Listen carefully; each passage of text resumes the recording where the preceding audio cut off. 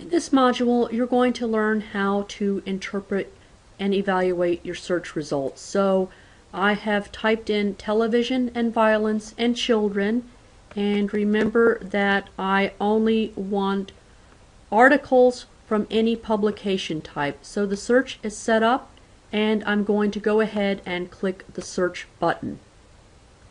And I'm going to wait for my results to come up. Over here on the left, it tells us we have 763 results, which is actually quite a lot to go through. So some things that we can do to make the results smaller, although I'm not going to stick with that, is we could just say I only want to see full text.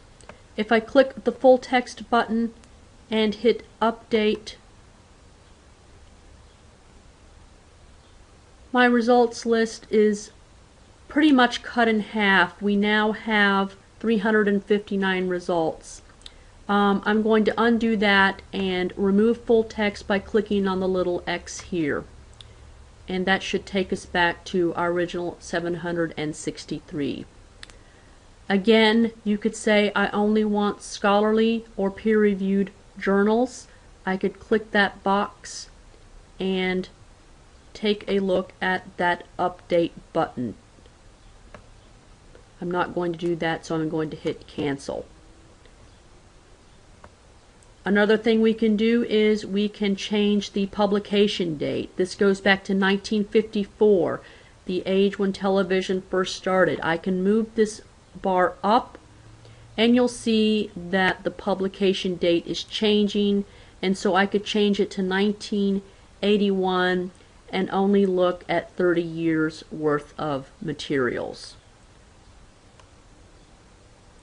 And I'm going to keep everything here, so I'm going to hit cancel. If I only want to look at academic journals, I can click that box, or magazines or newspapers, I can do that as well. So those are ways, once you get your full search list, you can make the list a little smaller.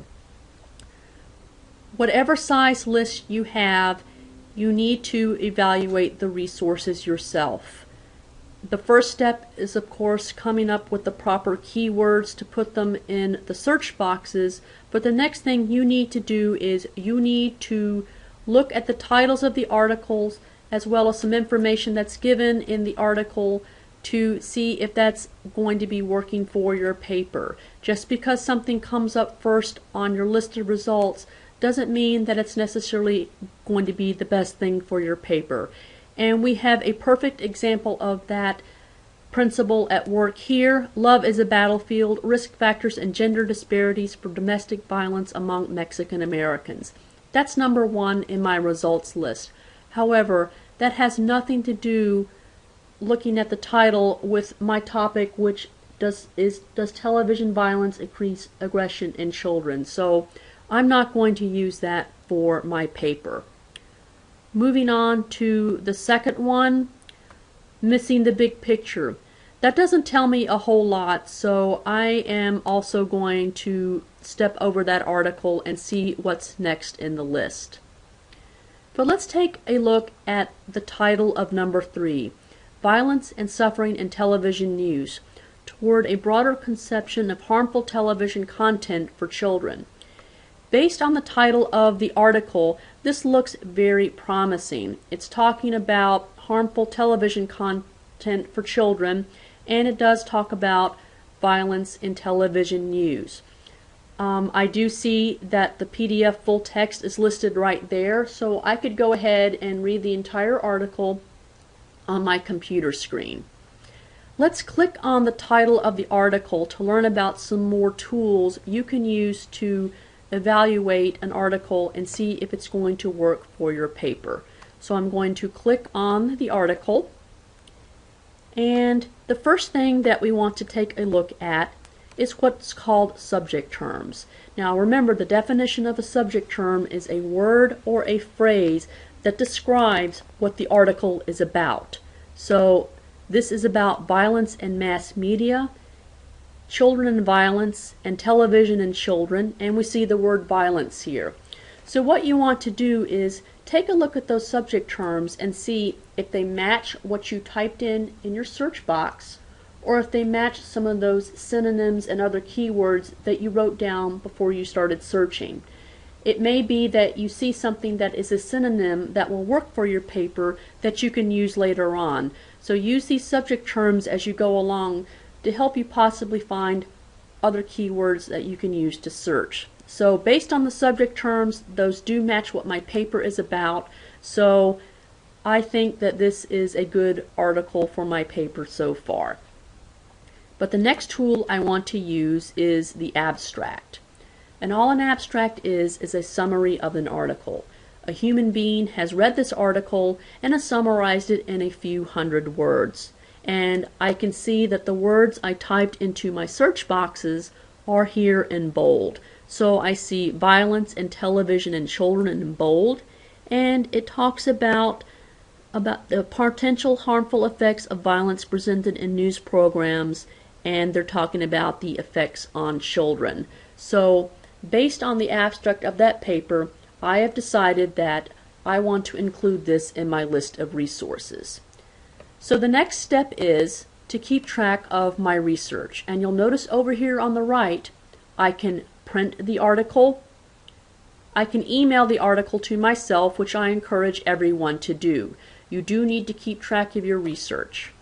If I click on the email article button here, I can type in my Crimson address along with a subject that makes sense to me.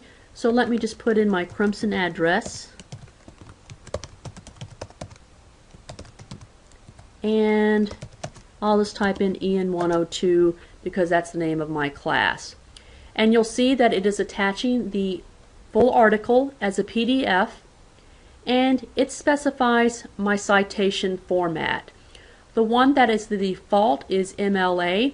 I usually have to use APA format, so in that case I could go ahead and change it to APA, and then when I'm ready I can click the send button, and we get a confirmation that it has been sent to my Crimson email address.